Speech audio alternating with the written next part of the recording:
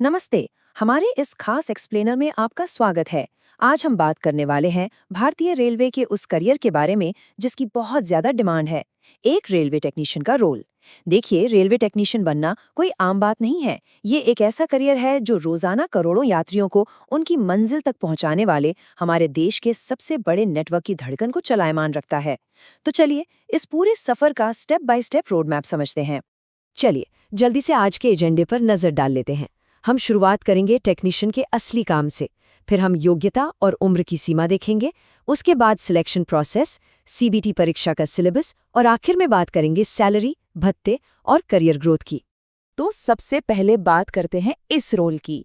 आखिर एक railway technician असल में करता क्या है? देखिए, इस करियर में एंट्री के दो बिल्कुल अलग रास्ते हैं। एक तरफ है टेक्नीशियन ग्रेड 1, जिसके लिए इंजीनियरिंग में डिप्लोमा या डिग्री जैसी हाई लेवल एजुकेशन की मांग होती है। इनका मेन फोकस जटिल सिग्नलिंग और टेलीकॉम सिस्टम पर होता है। वहीं दूसरी तरफ है ग्रेड 3 का पद, जो कि बहुत ज्यादा पॉपुलर है। इसके लिए आपको 10वीं पास होने के साथ साथ फिटर, वेल्डर या इलेक्ट्रिशियन जैसे ट्रेड में आईटीआई की जरूरत होती है। दोनों रास्ते भले ही अलग हों, लेकिन रेलवे सिस्टम को सुचारू रूप से चलाने के लिए दोनों ही बेहद जरूरी हैं। अगर सच कहूं तो ये टेक्नीशियंस हमारी रेलवे सेफ्टी के असली अनसंग हीरोज हैं। इनका काम बहुत जिम्मेदारी वाला होता है। भारी भरकम इंजनों और ब्रेकिंग सिस्टम की मैकेनिकल मरम्मत से लेकर लोकोमोटिव्स की वायरिंग का ध्यान रखना और ट्रेन्स को सुरक्षित रास्ता दिखाने वाले सिग्नल नेटवर्क को दुरुस्त रखना, ये सब इन्हीं के कंधों पर है। एक छोटी सी खामी को पकड़ने से लेकर उसे तुरंत ठीक करने तक पूरी सुरक्षा व्यवस्था इन्हीं पर टिकी है। अब काम तो समझ आ गया, लेकिन मैदान में उतरने से पहले ये जानना जरूरी है कि इसके लिए एलिजिबिलिटी क्या चाहिए। चलिए देखते हैं। यहाँ सबसे क्रूशियल पॉइंट ये है कि आपकी एजुकेशन आपके चुने गए लेवल से बिल्कुल मैच होनी चाहिए। इसमें कोई छूट नहीं मिलती। ग्रेड 3 के लिए 10वीं पास के साथ साथ संबंधित ट्रेड में एनसीवीटी या एसटीवीटी से मान्यता प्राप्त आईटीआई होना मस्ट है। और ग्रेड 1 के लिए इलेक्ट्रिकल या इलेक्ट्रॉनिक्स इंजीनियरिंग में आपके पास डिप्लोमा या डिग्री होनी ही चाहिए। उम्र की बात करें तो जनरल नियम बहुत सख्त है, 18 से 30 साल के बीच। लेकिन हाँ, आरक्षित श्रेणियों के उम्मीदवारों के लिए कुछ बहुत अच्छी छूट भी हैं। जैसे ओबीसी वर्ग को 3 साल, एससी और एसटी वर्ग को 5 साल और दिव्यांग उम्मीदवारों को पूरे 10 साल तक की एक्स्ट्रा छूट मिलती है। ऑलराइट, अब आते हैं उस सवाल पर जो हर उम्मीदवार के मन में होता है, सिलेक्शन प्रोसेस कैसा होता है? ये एक तरह का चक्रव्यूह है जिसे 3 चरणों में पार करना होता है। शुरुआत होती है कंप्यूटर बेस्ड टेस्ट यानी सीबीटी से, जहां आपकी नॉलेज टेस्ट होती है। इसे क्लियर करने के बाद दूसरा स्टेप है डॉक्यूमेंट वेरिफिकेशन, जहां आपके सारे कागजात परखे जाते हैं। और फाइनल स्टेज है मेडिकल टेस्ट, जहां आपको कड़े फिजिकल स्टैंडर्ड्स पर एकदम खरा उतरना होगा। अब यहाँ एक बहुत बड़ा कैच है। सीबीटी एग्जाम में 1/3 की नेगेटिव मार्किंग होती है। मतलब अंधेरे में तीर चलाने या तुक्केबाजी की कोई गुंजाइश नहीं है। आपको जो भी जवाब देना है पूरे कॉन्फिडेंस और एक्यूरेसी के साथ देना होगा। और ये सब आपको सिर्फ 90 मिनट में करना है। जी हाँ, एग्जाम के उस भारी दबाव के बीच अपनी काबिलियत साबित करने के लिए आपके पास सिर्फ 1.5 घंटा होगा। यहाँ स्पीड और एक्यूरेसी का बैलेंस ही आपकी असली परीक्षा है। अब इस 100 नंबर के पेपर का ब्रेकडाउन बहुत इंटरेस्टिंग है। जनरल साइंस अकेले 40 नंबर कवर करता है।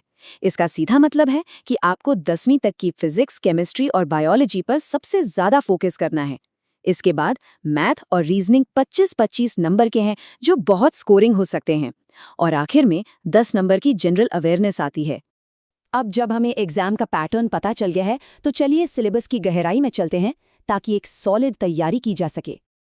अगर आपको ये एग्जाम क्रैक करना है तो अपनी एनर्जी बिल्कुल सही जगह लगानी होगी। फालतू टॉपिक्स में टाइम वेस्ट मत कीजिए। मैथ में नंबर सिस्टम, परसेंटेज और अलजेब्रा पर जोर दें। रीजनिंग में कोडिंग, डिकोडिंग और पजल सुलझाएं। और साइंस के लिए बस 10वीं लेवल की एनसीईआरटी को अपना बाइबल मान ले। ये टारगेटेड अप्रोच ही आपका टाइम बचाएगी। और हाँ, सही किताबों का चुनाव तो आधी जीत वैसे ही पक्की कर देता है। मैथ के लिए आरएस अग्रवाल, रीजनिंग के लिए ल्यूसेंट या अरिहंत और साइंस के लिए 9वीं 10वीं की एनसीईआरटी बेस्ट है। लेकिन सिर्फ किताबें काफी नहीं है। रोज का अभ्यास, पिछले साल के पेपर्स सॉल्व करना और लगातार मॉक टेस्ट देना, यही वो अल्टीमेट फॉर्मूला है जो आपको इस टफ कंपटीशन में आगे रखेगा। चलिए, अब उस चीज की बात करते हैं जिसका हर उम्मीदवार को सबसे ज्यादा इंतजार रहता है, कड़ी मेहनत के बाद मिलने वाला इनाम, यानी सैलरी, भत्ते और करियर ग्रोथ। शुरुआत होती है एक बहुत ही शानदार नंबर से। शुरुआती इन हैंड सैलरी लगभग 35,000 रुपए तक जा सकती है। एक सुरक्षित सरकारी नौकरी के लिहाज से करियर शुरू करने के लिए ये एक बेहतरीन और मजबूत फाइनेंशियल आधार है। और बात सिर्फ पेचेक की नहीं है। इस नौकरी में आपको लाइफ टाइम जॉब सिक्योरिटी, बेहतरीन मेडिकल फैसिलिटी, डीए, एचआरए और फ्री रेलवे ट्रैवल जैसी सुविधाएं मिलती हैं। साथ ही एनपीएस के तहत पेंशन भी है। लेकिन एक बात ध्यान रखने वाली है, ये कोई टिपिकल 9 से 5 की डेस्क जॉब नहीं है। आपको इंडिया में कहीं भी पोस्टिंग मिल सकती है और दिन या रात की शिफ्ट ड्यूटी के लिए हमेशा एक्टिव रहना होगा। ग्रोथ की बात करें तो यहाँ रुकने का कोई चांस नहीं है। जो उम्मीदवार ग्रेड 3 से शुरुआत करता है वो अपने एक्सपीरियंस और परफॉर्मेंस के बेस पर प्रमोट होकर सीनियर टेक्नीशियन, फिर जूनियर इंजीनियर और आगे चलकर एक बेहद प्रतिष्ठित सीनियर सेक्शन इंजीनियर के पद तक पहुंच सकता है। करियर ग्राफ बहुत ही शानदार है। इस सब के बीच एक बहुत ही सीरियस और वाइटल रिमाइंडर, रेलवे का मेडिकल टेस्ट कोई फॉर्मेलिटी नहीं है, ये एक क्रिटिकल सेफ्टी चेकपॉइंट है। ऐसा इसलिए ताकि ये सुनिश्चित किया जा सके कि एक टेक्नीशियन बिना किसी चूक के अपना काम कर सके और हर रोज सफर करने वाले लाखों यात्रियों की जिंदगियां सुरक्षित रहें। तो पूरा रोड मैप अब आपके सामने है। कंपटीशन यकीनन बहुत कड़ा है, लेकिन मंजिल पर मिलने वाले इनाम और देश की लाइफलाइन को सर्व करने का गौरव उससे भी कहीं बड़ा है। अब सवाल सिर्फ एक ही बचता है, क्या हमारे भविष्य के उम्मीदवार महज एक नौकरी ढूंढने की बजाय देश की धड़कन को सुरक्षित रखने वाली इस अहम चुनौती को आज से ही स्वीकार करने के लिए तैयार हैं? हमारे इस एक्सप्लेनर से जुड़ने के लिए बहुत बहुत धन्यवाद।